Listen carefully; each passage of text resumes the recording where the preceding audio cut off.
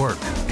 Hi everybody, it's time for your Farm and Ranch News. Well, a bipartisan group of U.S. senators, including Montana's Jon Tester and Steve Daines, have signed a letter to Agriculture Secretary Sonny Perdue expressing grave concerns over the agency's recent decision to lift the U.S. ban on Brazilian beef imports. Now, the letter says, given that the U.S. halted Brazilian raw beef imports less than 1 year after Brazil was granted access in 2016, serious concerns remain about Brazil's ability to maintain adequate food safety standards over the long haul. Now, the U.S. cited concerns over public health, poor sanitary conditions, and animal health when it last halted Brazilian raw beef in 2017.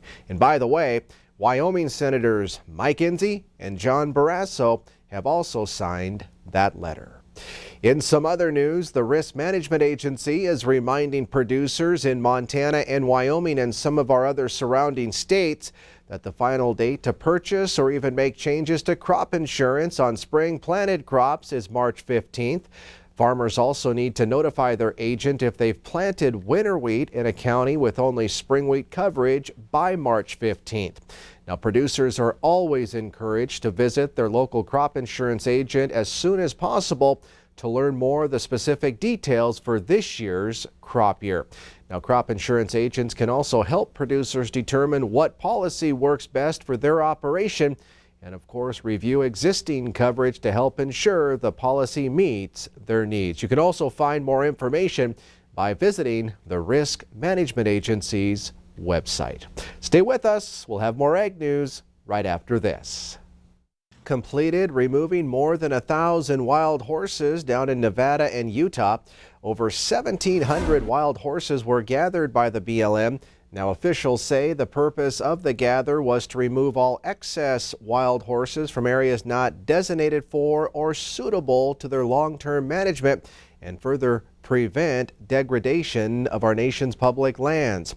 28 female horses were given fertility treatments and released back into the wild with 19 male horses. Now, the majority of the horses captured this time around were moved to the Palomino Valley Center Wild Horse and Burro Corrals near Reno. Agency officials say those horses will be adopted, sold, or placed in long-term pastures.